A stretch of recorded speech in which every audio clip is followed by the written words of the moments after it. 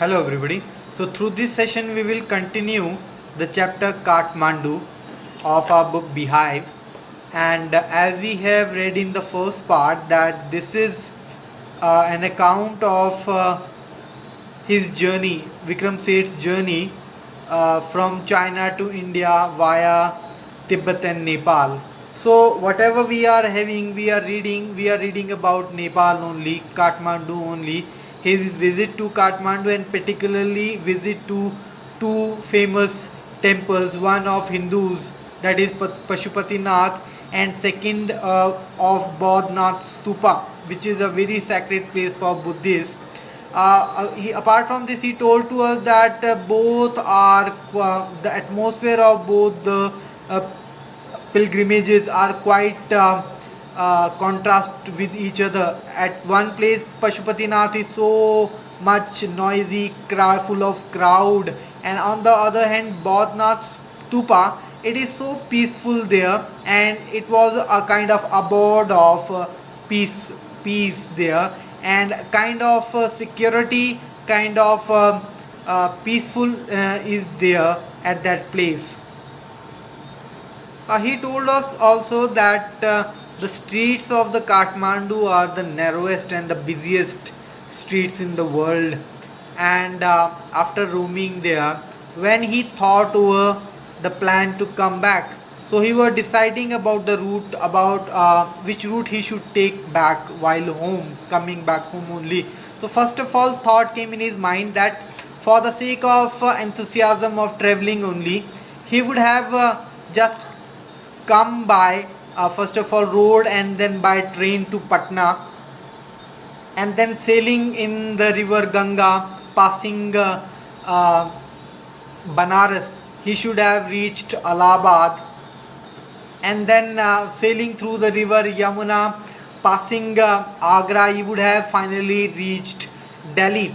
But then he told that he was so much tired by that time that his soul was telling, his conscience was telling him again and again that now just go back home without any delay. So he entered into the Nepal Airlines office and he booked the tickets directly to Delhi for the next day's flight. Further, Vikram Seth told us about a flute sailor who was standing at one corner of the square near the hotel in which he has boarded the room. So in the hands of this flute sailor there was a pole with the attachments at the top, and from this in the attachment there were talking about these flutes attached in different directions. So he compared these flutes, 50 60 flutes attached to that pole, and he compared them to the quills of a porcupine. Vikram Seth told that all these flutes were made of bamboo only. They were bamboo, from bamboo stick, and they were of the type of recorders and cross flutes. So these are the kinds of flutes only. Further, Vikram Seth told that from time to time he would keep that pole down on the ground and pick out a flute from that group of 50 60 flutes, and then played a nice melodious tune on that. And he told that the nice and melodious music played on that was totally different from or contrasted to the around noise from the market and from the streets of Kathmandu. Here Vikram Seth has further compared this flute sailor to the other hawkers of the town, those who were shouting their wares, shouting loudly to sell their products. But talking about this flute sailor, he was not shouting like other hawkers. He was just occasionally picking out the flute and playing a nice tune on that, and occasionally he was making a sale also. His flutes were not sold in a great number, but then sometimes it was as if he was not much interested in that also. And then after that, occasionally he used to stop and then start talking to the fruit sellers also. There are the stalls nearby at the square, and seeing this behavior of the fruit seller, Vikram Seth somewhere found that what kind of a peaceful life he was having, easy life, and he said that he was imagining that the fruit seller was having this kind of behavior, this kind of a life for a long time, and daily he was having such kind of a life. So he was so much attached or influenced by the flute music that he was not able to get away from the place. He told that he was not able to tear himself away from the place where he was spending that time listening the flute music and seeing that flute seller, because that flute music used to have such an effect on him. He always liked flute music so very much, and he used to move by that.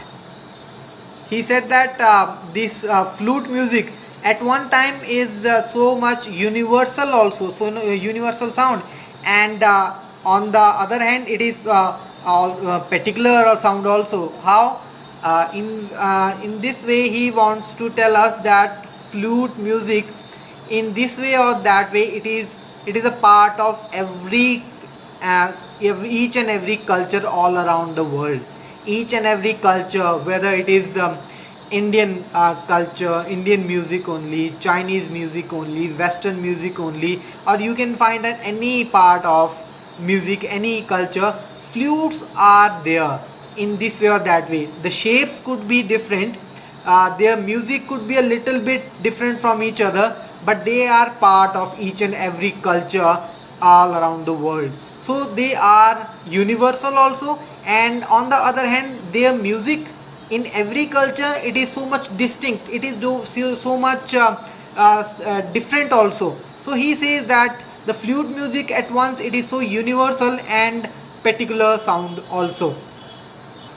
Further he told the names of few of the flutes, like the reed ney, the recorder, the Japanese shakuhachi, and the deep bansuri of Hindustani classical music, the clear and breathy flutes of South America, and the high-pitched Chinese flutes. So these are all names of different flutes which are part of different cultures are all around the world.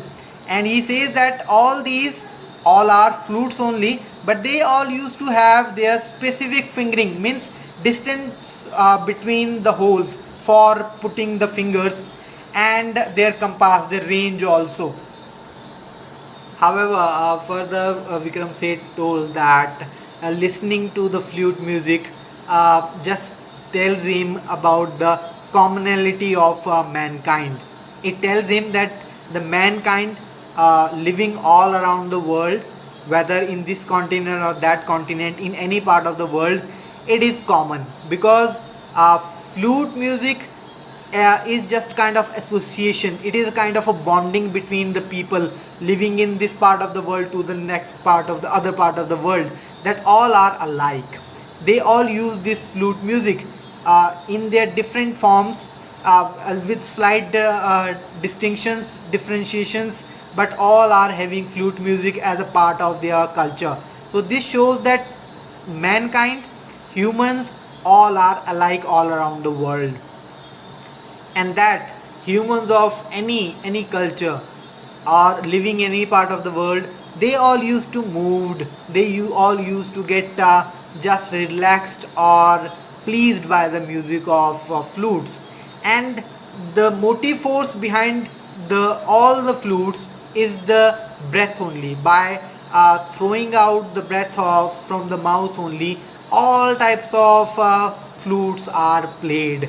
So whatever, or whether it is reed ney, or it is Chinese high pitched Chinese, or the bansuri of Indian classical music, all are played by breathing out the air from the mouth. This also shows that the way of playing flutes is same, and that's why mankind is same, and the music used to be so much melodious that it used to please each and everybody whoever listens that. So finally, at the end, also Vikram Seth tells us that earlier also this flute music, whenever he came back home from abroad, it used to have such an impact on him. But he did not notice that earlier. But this time, when he came back from Kathmandu, uh, visiting the place and seeing this particular flute sailor, he now realizing that he flute music used to have such an great effect on him, and that time he realized also that flute music is so much common. It is the music which is a part of uh, all cultures all around the world, and that he had not never thought about this before. He had gone many a time. He has visited many countries also, but this time when he had came back from Kathmandu, he had realized that how significant is flute music. So this was all about the chapter Kathmandu, which was just a part of Vikram Seth's journey from China to India only, and his stay in Kathmandu and his visit to the two famous temples Pashupatinath and Bodhnath Stupa. So at one point he tells us that how peaceful is Bodhnath Stupa and how noisy and crowded is Pashupatinath, and then he tells us about the busy and the narrow streets of Kathmandu also. All in all, he told us that Kathmandu is such a lively place, full of life, and it's a great tourist place also. So that's all about the chapter Kathmandu. Bye.